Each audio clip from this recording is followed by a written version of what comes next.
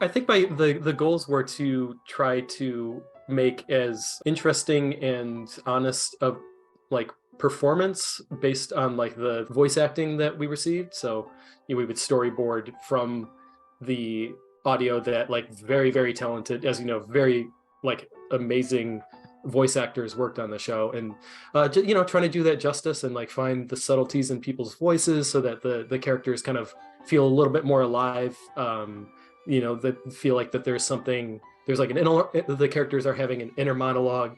They're thinking before they act, and yeah, just basically honoring the awesome work that the voice actors did. I feel like those are kind of main objective, and also get things done on time and do it in a way that isn't going to take forever to animate. Like being economical is also a big part of it. Yeah. Oh, sorry. Well, and then the second part of your question was, how did that fit into your work structure?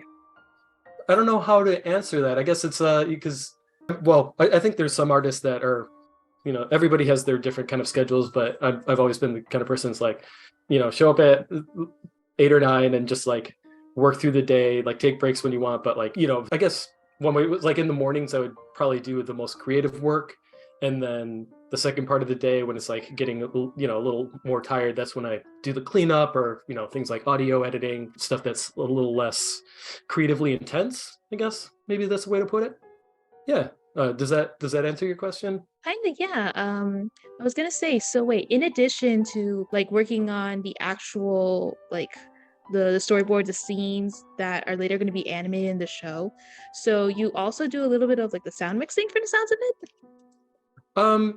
Yes and no. So, well, I guess okay. I'll try to explain the weird way that WordGirl was done, or very like East Coast animation style, and try to keep it as short and non-boring as possible. Traditional storyboards are like you get the script, you do the shots, and there's no audio yet, and then the artist pitches the boards, you do the notes, then it goes to voice acting, and then they and then later on the directors will adjust acting based on like the voice work, but not really going too much into it. WordGirl was one of the shows where the storyboard artists were storyboarding directly, like you get the audio first, right? So you're kind of doing your own editing in a way, and like you're figuring out the pace of the lines and how they kind of mesh together, and like the overall rhythm of the thing. The sound design, that yeah, we didn't, luckily the board artist didn't have to do that, but I have worked on shows where you are expected to do the sound, or like basic sound design too, which is fun if you have the time for it. So the show was special in the way that like you really got to react to what the voice actors were doing, and making that kind of at the forefront of the overall animation. Yeah. Yeah, no, that's actually really interesting because I did remember reading somewhere online about the fact that like the production process overall for like Word Girl in particular was especially different from like the other shows, other animated shows that were being done at the time. So yeah, that's really great to know how Word Girl was able to be produced basically. And like all the animation, at least for the seasons that I was involved, the first I guess 6 seasons was also animated in house. So you get to work with the animators and see how they're doing. They could come up and ask you like, hey, this isn't quite working, what if we change it? So it's a very collaborative situation, and it also helped keep, because if you're doing like the rough acting, you're like doing the rough version of the animation, you can kind of get nuts with it and then forget that there's somebody who has to like animate it and like make everything look clean and nice. So like knowing that they're right there and like seeing people work late nights, it helped you like stay economical and like not get so crazy that it's something that would be painful to animate, I guess. Yeah, so it was a really cool situation. The other thing that was a little different about the show is that the director would thumbnail the whole thing. So the storyboard artists weren't doing the shot selection, which would usually be a part of storyboarding, and it was more, yeah, like as I said, the performance, the pacing, the basically just like a rough version of the animation to look at, to send to the network, and they say, hey, does everything look good? And then when you animate it, it like they already know basically what they're going to get. It's just going to be in color and with nicer drawings and more fluid animation. So yeah, it was a really cool process, and there's only a few shows that do something similar to that right now, at Mm. least. Yeah.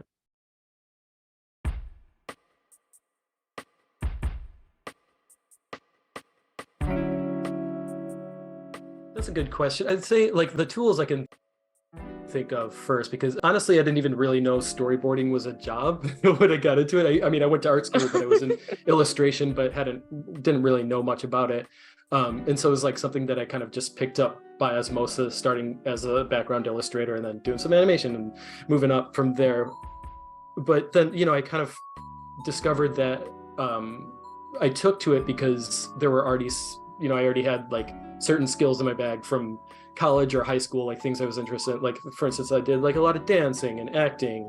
So on top of the drawing, like, you know, I was coming in with a innate sense of how the body moves, how long it takes for something to, you know, an arm movement to happen, or like, how does the body feel when it, you know, lands? How do you make it feel like there's weight and stuff to it? I think that the tools I was coming in with were like, you know, just having other hobbies and interests and it all coming together with the drawing. Rules, that one's a little bit harder to answer just because, you know, in general, artists don't really like the word rules too much. I think I guess like a rule so to speak, that I give out a lot of times when I'm working with board artists is like, start very rough, like you're just sketching it out, especially for something like WordGirl where you're trying to get like a really nuanced performance out of these, you know, like limited character designs. So, you know, you just sketch everything out, get the ideas out first. It doesn't have to look good. It can be stick figures. Get the, you know, and because then if you want to, if we have to change something, that something isn't working, you can throw it in the garbage and start over, and it's not like painful to do. So I think, yeah, if I had to say a rule, it would be start rough. Let's, you know, lock everything in, make sure that we're all happy, and then put the work into cleaning things up and making it more elaborate and stuff like that. So yeah, I guess as a rule, just don't get too precious. You know, like, you know, build a way in your process that, you know, it doesn't make you so invested in something that you are broken when you have to like change it, or it gets cut, or like, you know, it's just not working for people, you know. So yes, that is a rule. There it is. Hi. Yeah, no, because I imagine that, like, especially when there's so many like revisions that has to be done for like when you're like working on an episode, that like you probably do kind of have to get used to the fact that like, hey, this might not turn out good, but like this may end up staying, all these sort of like factors that come in. I imagine that, yeah, that's probably something that you do have to kind of get used to when you're doing storyboarding. Mm-hmm. Yeah, okay. Regarding as to like the rules thing, that like does, okay, I do understand it kind of could seem like a big question. These could also just be like rules that you had like in general, like just like working at the studio, because you worked at Soup to Nuts, correct? Mm-hmm. So like rules in how we would board or how we would act with each other? I mean, okay, I see what you mean. Maybe they could just be like maybe not necessarily rules that are like enforcing, but like they could just be rules for like example. Let me see. I'm trying to figure out a way to put this into words, which is ironic because cool. I should know my words because I watched WordGirl. Oh, she'd be so sad. Yeah. I think what I'm trying to mean is like they could also just be like any, like maybe not rules, but also like guidelines that you guys have to follow through and work. So like, for example, the one that you mentioned about starting it rough with the storyboards, that could, that one does kind of count. But like, were there any like, I guess, guides or like certain things you guys had to like follow through in that sense? I apologize if this is not good phrasing on my end. Yeah, I mean, I think I'm starting to see what you mean. So like, I mean, some of the rules are like, it was a show that was made for very little money comparatively for, you know, like in terms of like what animation can cost. So, you know, we had to be very economical with how many backgrounds we're like calling out. Are we going to have new props, new stuff like that? I guess like, yeah, like rules, it's like pretty typical for a lot of cartoon shows, especially shows that were produced in Flash. And it's like, you know, try to stick to your 3/4 left or right. Those are usually the best looking views of any cartoon character. You know, big clean silhouettes. Like if you have to pass, if someone's passing a remote control, just making sure that it's very clear, you know, you have two hands, there's nothing else around it. Because, you know, animation is so simplified that, you know, if you have a person's arm crossover kind of like this and it's like just kind of half, it never looks good. You know, you always go with the other hand where you have a nice big clean silhouette. But yeah, those are pretty standard rules. Yeah, that's and also a lot of, again, to like save money, especially for animation, whenever possible, torso up, like if a character is walking away, it's much easier to just like boop, boop, boop, have them bob off screen rather than produce a full walk cycle, which all of the animators are totally capable of doing. They're obviously talented if they, they're working at a professional level, but it takes huge amounts of time just to get that just to have those like legs moving and planting in place and stuff like that. So in terms of like shot choice, like, yeah, trying to think of ways to convey the idea, keep the motion moving in the right way, making sure everything's clean, but doing it in a way that is, whenever possible, cutting information out so that the animators only have to, worry about hands, arms, torso, and head bobbing around, Yeah, I think that's the only real rules I can think of. Also, please remember this was 15 years ago at this point. It's understandable. It's completely understandable. Yeah. Okay. Yeah. No.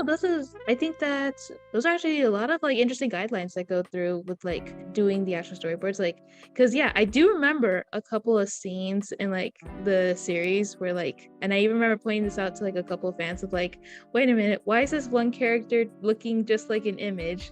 And now I kind of understand that, hey, that's kind of also, in a way, an economical choice because, yeah, we kind of have to be a bit wisely with, should we animate this or should we try to simplify it a little bit more? Mm-hmm. So, yeah, that's really, that's some really interesting insight on, like, kind of like the behind the scenes in a way. Oh, yeah. And yeah, I should, just to reiterate, it has nothing to do with laziness on the animators' parts. If anything, the animators worked way too much for what they were paid, doing overtime.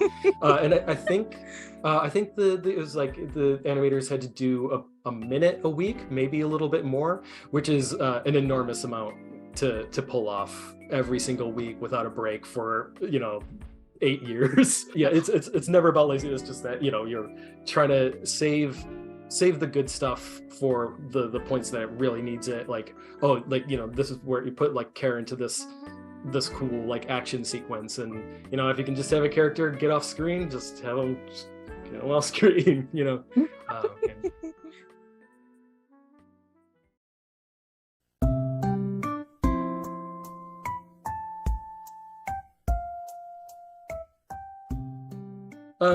I think there's research usually comes up mostly in, well, like for storyboarding, if you have to come up with how an object looks, like almost all storyboard artists have to go straight to Google image search and like kind of look at, like, for me, I can't even remember what like a milk carton looks like without looking, actually like how do those folds work and all that kind of stuff. But like if there were like any type of like dancing, especially, that's always cool, like good to look at reference. A lot of sports things, like that takes reference. I'm trying to think if we did any parodies. I'm sure we did, like, kind of so like, yeah, if we're gonna like sometimes you have a sequence to storyboard that it doesn't have much dialogue. It's supposed to be a montage. We just need to eat up some time and kind of do it in a fun way. So in those cases, it's more on the storyboard artist to like kind of come up with a concept.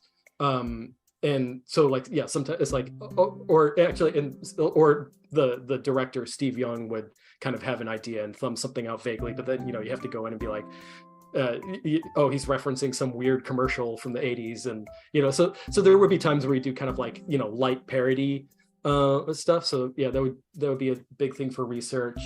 I think, yeah, like, some types of motion, like, if you're gonna animate like a bird, like a specific type of bird, like an eagle, it always helps to look at a video to see, like, oh, how did those weird little, like the feather fingers, how do they bend, and like, how the whole thing moves. Yeah, so there's like a lot of research that goes into it. Yeah, just to get the specifics and make it feel like it's actually alive. Or sometimes you just need inspiration. You need to figure out like how to make a scene funny, and you have an idea for something that you want to kind of like parody or do a homage to. Yeah, so thank God for YouTube and Google image search. Always great. Yeah, so wait a minute, I'm just realizing this. So then from the sounds of it, when you did first, like, granted, I'm not entirely sure as to like when you might have actually started like working on WordGirl because of what you mentioned earlier, but from the sounds of it, most like storyboard artists and maybe like animators too, like it doesn't sound like they have to have 100% everything like known in their head. Like it's okay for them to like search up occasional things here and there. So then I'm just curious then, like for like working as like in your case like a storyboard artist, what was expected that you guys should be able to do?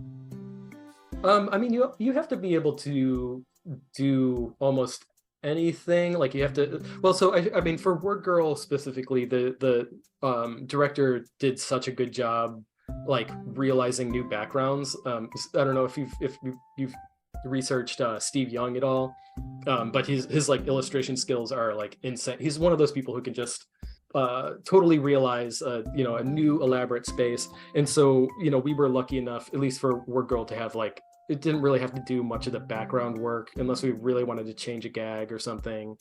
But yeah, usually you have to be like, a storyboard artist has to know perspective, how to like, and I should say, and like still like, yeah, you need the skills of perspective. But then yeah, if you need to figure out a building, like yeah, you just go on Google image search and sometimes even just kind of straight up copy stuff, because eventually it's gonna be changed. Like you don't have to worry about it too much. It's you have to have like a good background for just the technical stuff, a sense for acting, a sense for timing, an understanding of how like animation enough that what's going to translate well in animation and what isn't. So it really is just like, and then you also just have to be funny. Sometimes you got to change a script and figure it out. So it is a discipline that is very technical but also creative at the same time. And it's just, so you don't have to be the master. I'm definitely not a background designer or a even though that's where I started. But like, yeah, there's people who are much better, or like a character designer. But I can do all those things well enough on top of all of the special skills that I bring to the table with, acting and movement and like understanding of animation and how to make something engaging and stuff, so yeah, you don't have to be the best at everything, because there's other very talented artists that are also part of the process. But yeah, mostly like shot selection, how to convey a story well visually, which is actually quite tricky sometimes, because you have to be able to like read the script and understand what the focus is, and not because it's really easy to be like, oh, what if we just went off in this direction and got this funny idea, and it like pulls from the story completely. Like kind of knowing what the most important information is and to make the story work, and how to do it in a interesting, compelling way and an economical way when at all possible. So yes, it's a job that requires a lot of specific knowledge in a lot of different places. So, Yeah, there does seem to be like definitely like you have to be able to maybe not get it initially, but you definitely have to like over time be able to learn to like master, like, okay, should we put more emphasis on this, should we put more emphasis on that. So yeah, that does, yeah. And I should say that WordGirl, or Soup to Nuts in general, was a great studio, because it's a smaller studio, so like people tend to be more forgiving to like to teach you things, and you can start from the bottom up. So for instance, like I wouldn't out of college, I wouldn't have been able to do the storyboarding job that I do now, where it's like more traditional storyboarding and handling the whole enchilada and all the different shot selection, all that kind of stuff. Because I learned all those skills from actually Steve Young. Again, the director is like, he would thumb through, and so it's like, because he had already chosen the shots and kind of figured out the backgrounds and just like the basics of like the story focus, and then it was like my job to come in and just like fill in all the acting and just make it like make everything work to time, and add gags sometimes. But it's like I just picked up his knowledge just by like working off of his thumbnails for so many years. So yeah, it's a so yeah, it was nice to be in a situation where I didn't need to come straight out of the gate with all of that knowledge. Yeah, and I could kind of just fake it until it worked. Yeah, so rest in peace, Soup to Nuts. I wish there were more small studios because it's a great place for young artists to learn. Sorry to bring down the mood. Yeah, no, yeah. As much as I hate to admit it, because I did remember like I did try to do a little bit of research on like soup to nuts, like in the past.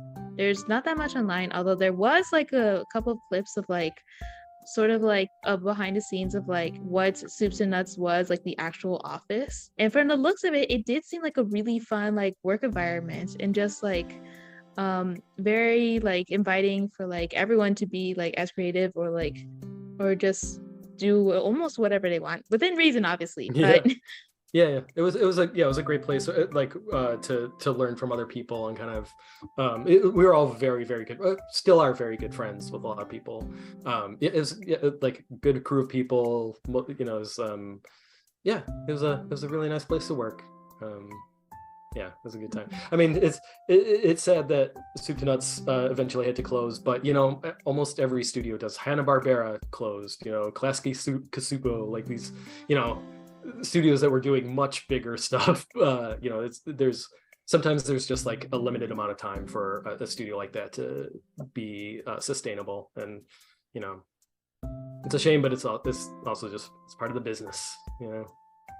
yeah, sad but unfortunate kind of. And all those people, it's like a ton of the people are here in LA working on, like I work with a lot of the old people, and so yeah, like all these people are like still successful in other, they're just in other studios or working other kind of jobs, you know, building off the knowledge that they gain. So you know, the studio's gone, but it's not like the artists have flourished elsewhere and are, you know, spreading the seeds of soup to nuts, I guess. It's a weird way to put it, but yeah, you know what I mean.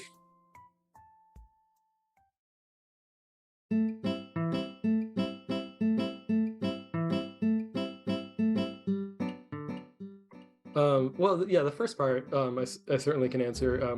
Yeah, like very proud of what we did with the time and just like where all of the artists were at and seeing everybody grow. But I mean, the show is really funny. Adults can watch it. Kids love it. You know, you feel like you're doing something sort of good for the world, like, you know, making kids a little bit smarter. Yeah, of course, it would have been nice if we had twice as much money. Could have made like the animation incredible every time, you know. But yeah, like the product in the end of the day, I don't think there's anybody that worked on it that would be anything less than proud of what we did, you know. The Phantom stuff is a little harder for me to answer just because I'm not like too much on the internet, you know. I've never been like a to like social media or like message board kind of person, and it's also like since it's like something that I was working on, it's like it's kind of like asking a fish like how's the water, you know what I mean? Like I don't know. Like it's you know, the Phantom, it's from such a different perspective, you know. So I've only like kind of vaguely see, or like actually sometimes like people from Soup to Nuts who are more internet people, like I'll see them like retweet something or post something, and it's like, you know, some like animated moment, and like, you know, someone from the fandom's like, oh, I love this Toby WordGirl moment or whatever, and it is cool to be like, yeah, I boarded that, I know, like. So yeah, you know, it does make me feel good to know that like there's like a certain emotion was like passed through the boarding, and it like kind of resonated with people. Yeah, it's wonderful to hear. But yeah, other than that, I think you might be educating me as far as the fandom. Yeah, I guess I could mention a couple of things about the fandom. It's really interesting because like, while I did personally like watch the show probably when I was still like 6 years old, like I used to watch it with my little sister in like the living room, And like literally whenever we got home, we would just like put on the TV and we just turned on TV as kids and we just leave it on for the rest of the day. But I remember I was especially drawn whenever WordGirl was on the screen, and I just like vividly remember just me and my sister just like lying on the couch, just like staring at the TV, and then my mom's just like glaring at me in the corner like, why is my daughter still watching TV? But yeah, that was probably like my own first like experience with like just WordGirl in general. And then like over time, eventually I just kind of like grew out of it, especially my sister. Like then she started like getting into her own stuff. And it's weird because ironically, the way I ended up getting back into WordGirl again was like around like my high school years. For some random reason, and this is gonna sound like really weird, but just like a random picture of like WordGirl just like flying in the air, an image of it popped into my head, and I was like, oh yeah, WordGirl was a thing. And so then I decided like, oh wait a minute, I haven't checked on the show in a while. Are they still going on? What the heck's going on with it? And then I searched it up online, and then to my surprise, I ended up figuring out two things. One, the show had unfortunately ended, but two, surprisingly enough, there was still a community of fans online who were both like talking about the show as well as like just like making their own content, like whether it be like fan art or like maybe posting like their own theories. I might have to introduce some terminology to you, but like some fans, they would have like their own headcanon, so that would be like stuff that they stuff that they may think could be possibly true for some characters, as well as like fanfics. Holy shoot, there's not a lot because compared to like other shows, WordGirl is probably like on like the smaller end of like shows in general. But like from my experience, it seems to be like a pretty like cozy little fandom because like, yeah, we're all aware of the fact that like this is technically like a kids show, but at the same time, because a lot of us like grew up with it from watching it as like when we were like little kids, it just kind of became like a cozy little place where like everyone can kind of just like be chill and like be super friendly and encouraging to like other fans who are making like their own content or just like in general enjoying the show WordGirl. Oh, that's cool. Yeah, it's good to know that it engendered like a good community of people, and yeah, it is a pleasure to know that it's something that you liked as a kid, and then you went back and it's still funny, and still entertaining. That's kind of one of the main kind of overarching principles about the show is they wanted to make sure that parents wouldn't go insane also watching the show when they're with their kids on BBS. So yeah, that's wonderful to hear. Yeah. All right, I definitely think I did a little bit too much talking there. That's cool. I mean, yeah, so like, yeah, I asked, so you told me, so it's all good.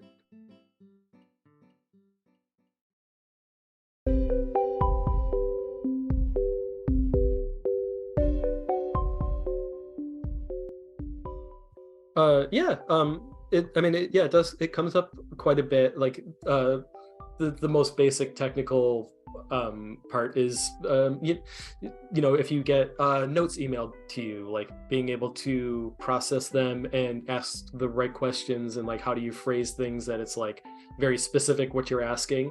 Like that's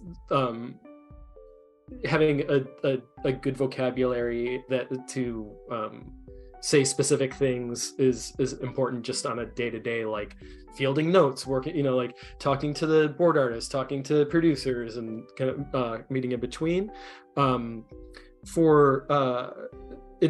Sometimes it comes up in the recording booth because sometimes you can sense that like an actor, they're like flubbing over the words, and it's because like it's something that worked on the page, but then you're like, oh wait, that isn't the way a human would say something. Like, so like being able to like rephrase things naturally on the fly, and like keeping things concise, and not wasting any words is a big part of it too. Like you only have 10 minutes of screen time to tell the story, so you have to be very efficient. And so I kind of started melding two different concepts together. So I wanted to say that it's like there's a technical aspect where language is important, but then also from a creative standpoint, sometimes the script doesn't work, like the ending doesn't feel right, and so you have to kind of go through and see like what is it, like what it, like is it we're missing tension, or is it like the stakes don't feel right, or you just don't care about the characters enough to get us to this point.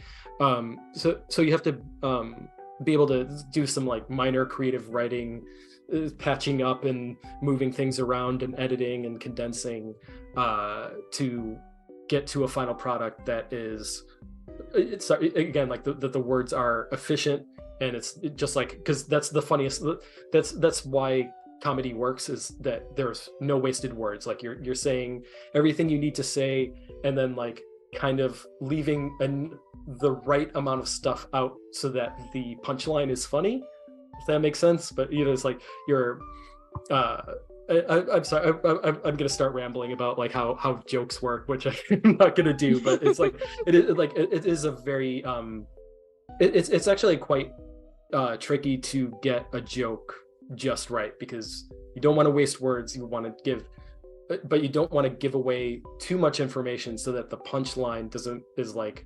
well, you know, obvious, you know what I mean, so that there's like an element of surprise to the joke, but like you're not but all of the information that you need to be able to make that leap and laugh is there, right? So yeah, writing is a pretty big part of my job, not a huge part, but you do have to be able to use your words well and accurately a lot of the time. Yeah, as I ramble for 5 minutes on different topics, but also talking about being efficient and good with your words. Yeah. Yeah, no, you're completely fine. Yeah, I think those were all the main questions that I wanted to cover. But although I do have a question of my own, as well as like a couple, maybe like 2 to 3 fan questions, if you're willing to answer those. Oh, cool. Yeah, that's fun.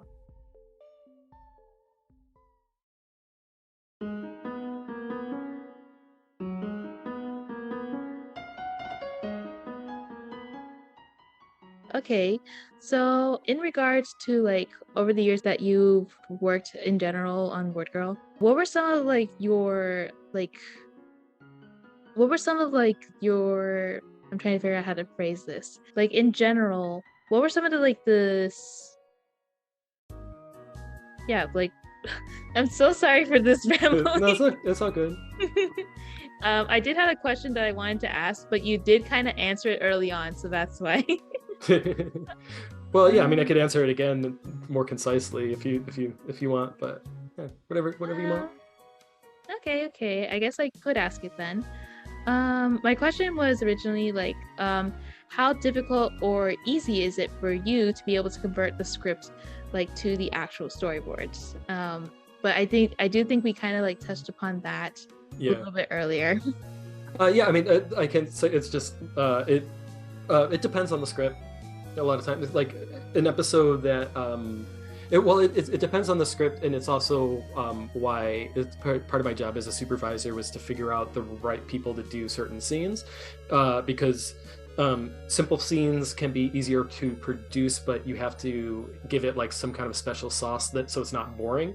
And then there's like action sequences which are inherently exciting, but takes like a lot of very like technical knowledge of how to pull it off.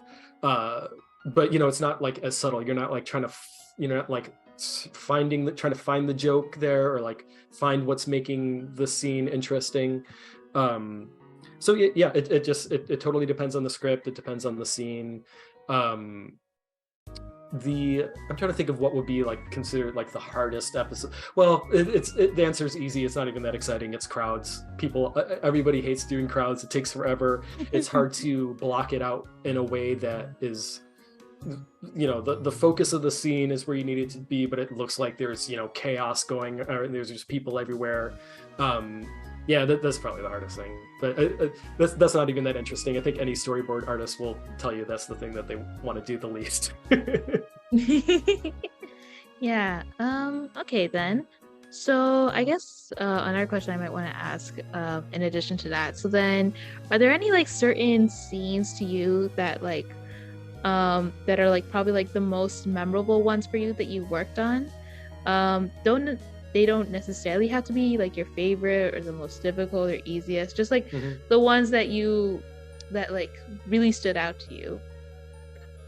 Yeah, I think it was pretty early on actually. So the one that sticks out to me is like the one where I felt like, oh, this clicked, and I really almost have like a relationship with the voice actor. Like I really like feel like it's like it like took their voice and made something special out of it. And so it was very early on episode, a butcher episode where he's got a kitten, little, I think his name was Little Mittens. This is probably season 1 or 2, very, very early on. And there's like this point where I think the kitten goes missing or something, and like the butcher's like freaking out. He's acting like a little kid that lost his kitten. And so I kind of channeled my older brother. I remember like anytime our cat would like seem to go missing, cats, they just hide somewhere, like, and kind of like thinking about how how panicked made my brother, and like taking that and putting it into like and like fusing that like experience with the Jack's performance for the butcher, and then actually feeling like it all came out as this like crazy fun thing that also felt really sincere. So that, I think that was like the moment was like, oh, I really like doing this job.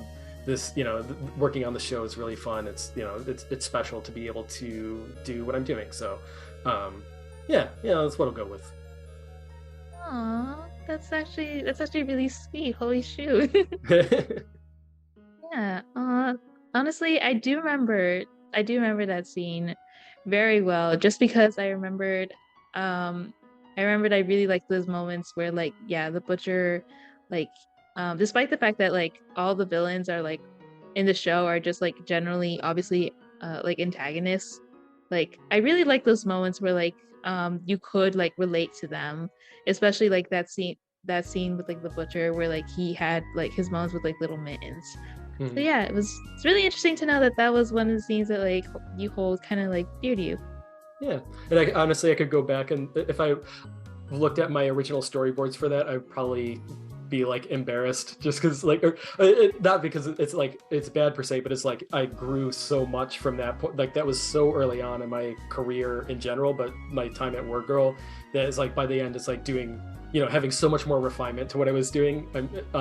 But like, it's the one that it felt like, okay, this is actually like I'm working on something special.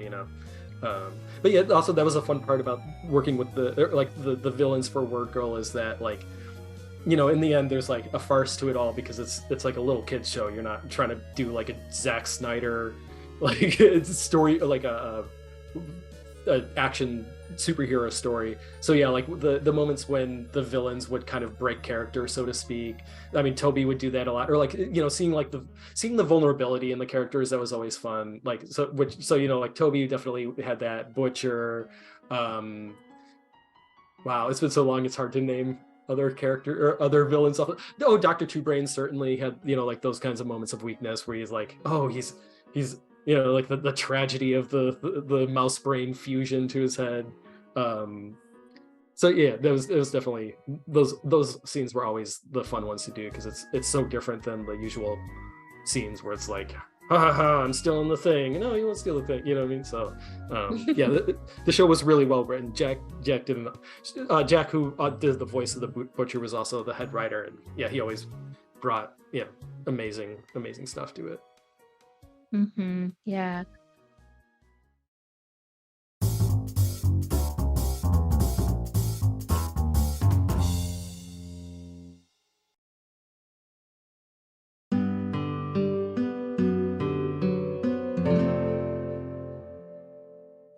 All right, so this one comes from a user named Max, and their question was, what's something you wish could have been an episode? That is a good question. It's hard to think of something off the top of my head. I'm sure at the time while we were working on it, there's like, many stories we want to tell. I don't think we ever went to space. That was always something I wanted to do. That's always fun. You They probably would know better, actually. If we went to space. I don't think we ever did. But you know, that's because that's always fun. You know, like Captain Huggy Face and just in a little astronaut suit would have been fun. Then seeing them run around on the moon. Dr. Two Brains would obviously show up because it's cheese. Or you know, so yeah, like doing stuff that was like, you know, kind of getting outside of the world, or like, you know, the little world that we had was based on how many backgrounds you could produce, and you know, being very careful about like not going to too many new places all the time. So yeah, like doing stories where like we could have gone to more new places would have been fun. Yeah, I don't know if that answers all the, or like will satisfy them enough, but it's, you know, at this point it's like kind of, I'm sure we had plenty of ideas at the time, but you know, it was so long ago, I don't remember some of the episodes I worked on. Yeah, that's completely understandable, bro. All right, so this next question comes from Bunny Carrot Hunter, and their question was, what was your favorite, most fun, or most difficult episode from WordGirl to Storyboard? I might have reflected on this question a little bit earlier, but yeah, I mean, it's a the most difficult, I think any of the times where it's like you have like the episodes where it's like all the villains are there, you know, you do like kind of the special ones where it's like 5 villains at once kind of thing. Those always get complicated because you gotta try to keep track of so many characters at once. Even if you're not seeing them on screen, it's like you know, you have to know where they are in relation. You have to know how to like cut back to certain characters and feel like everything is still holding together despite all of the chaos. Specific episodes, yeah, I mean, it's been 15 years, 10 years since yeah. well, yeah, like 11, 12 years since I ended on WordGirl. So yeah, it's like when you work on a show without any breaks for 6 years, it all starts to meld together into one giant episode in your head. So you know, it's just like, it's kind of a difficult question for me to answer. But yes, like any episode where it's like a bunch of characters all having to, like, you know, just keeping track of all these different characters, having all this chaos going on, like those kinds of episodes are just inherently difficult. Yeah, I probably imagine so. And yeah, honestly, having like your memory of working on WordGirl just like melded into one, I completely understand that. Not that I've worked at WordGirl, obviously, but just like, yeah, it's completely understandable because yeah, it's been a while. Final question. This one's from Grumpy Mama, and they ask, who was the hardest character to draw? That's a question I should be able to answer if I think about it long enough.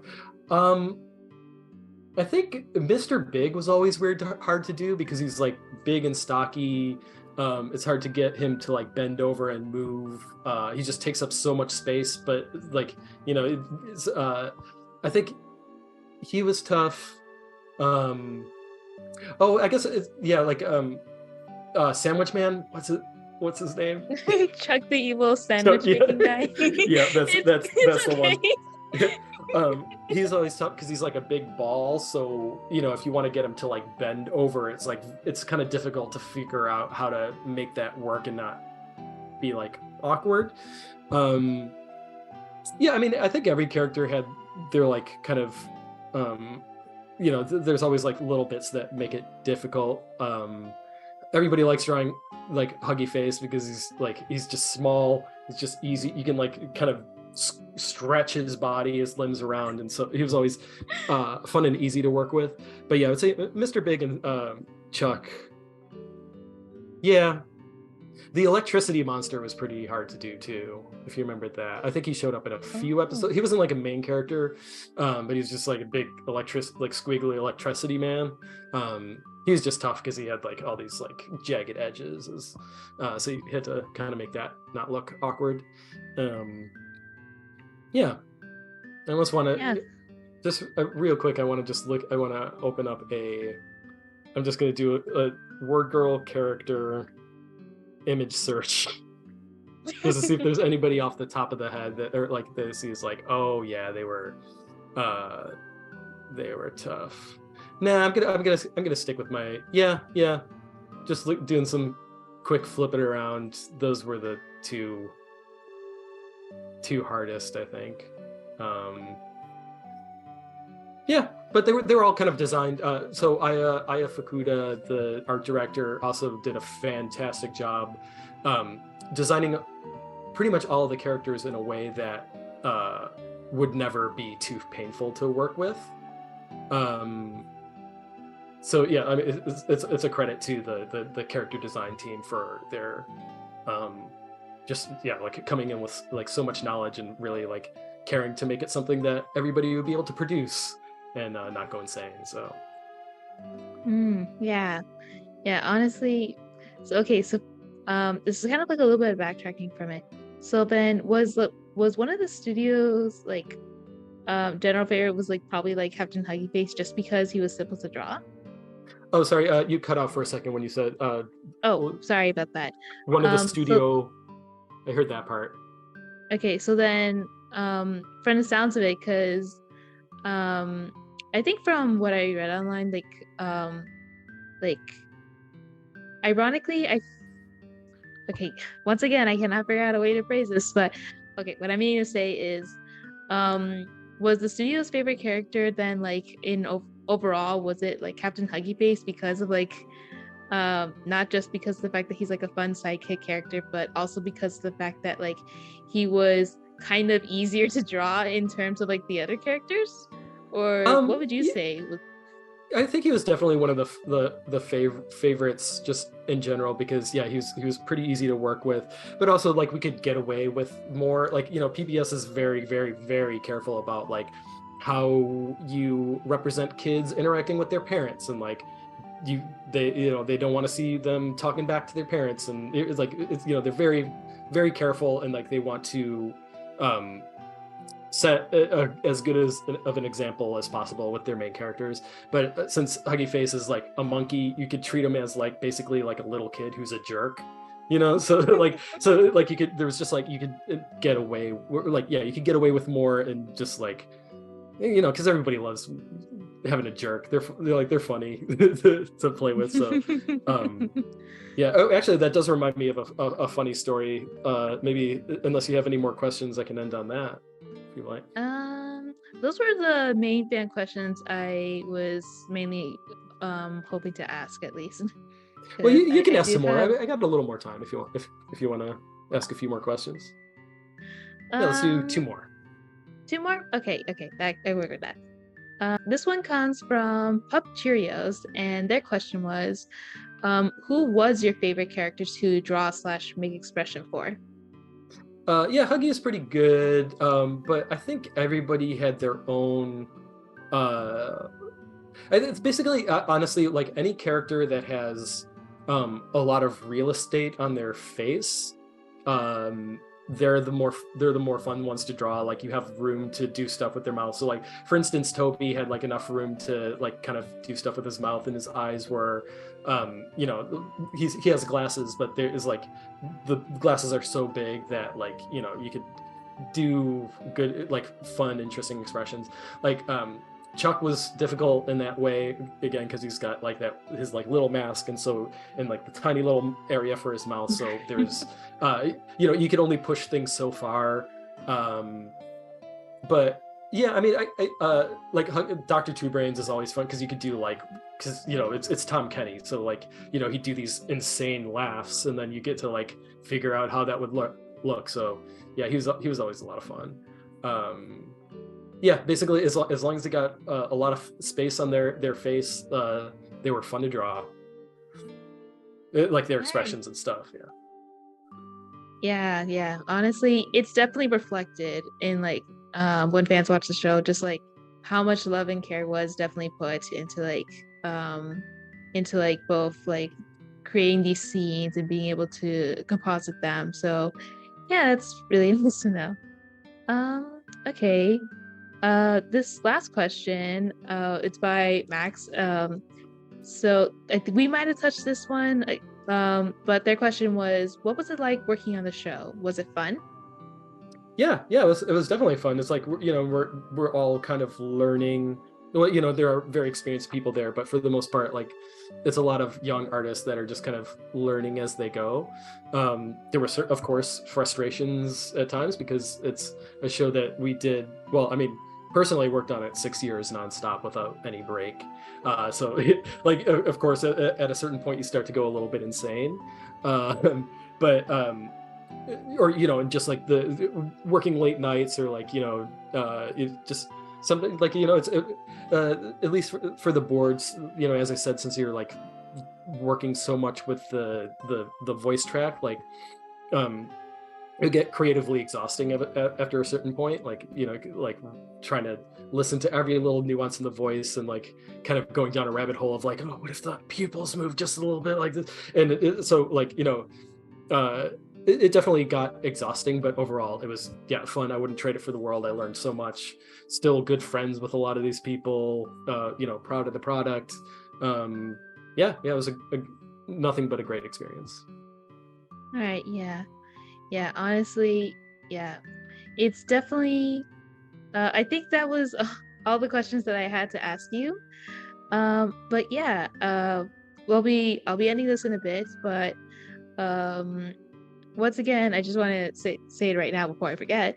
Thank you so much for being willing to have this interview Oh, sure. with me. Um, but yeah, I Oh, yeah, I am do want definitely. to. Sorry. Do you want to hear the one little miniature word Oh girl my god, the story first? Or? story! Yes, So absolutely. I thought of this as because of Captain Huggy Face. So one of the very, very first episodes we did, not the shorts, but like when it was actually produced for a show, it's like a butcher episode. So he's shooting meat everywhere. The entire episode, there's piles of meat. Um, and the episode ended with Captain Huggy Face, like he has like a tray of tofu, and he like throws it on the butcher, and it like kind of negates his powers. So like originally the episode ended with the butcher on the ground. He's like all passed out, and like Huggy Face is just like, it's just a loop of him like picking up a piece of tofu and smashing it on the butcher's face. PBS came back and said, can you not use that loop because we don't like to show food getting wasted? And we were like, the butcher shoots out piles of meat. There's just meat everywhere. And they're like, yes, but tofu people would complain, but the meat people wouldn't complain. Okay. Oh, So what that's the heck? one of my favorite all-time S&P notes. Yeah. Honestly, yeah. I there's definitely previous kids. They, from the sounds of it, they were definitely kind of like stingy, but understandably stingy with like what could be shown, what could be not be shown.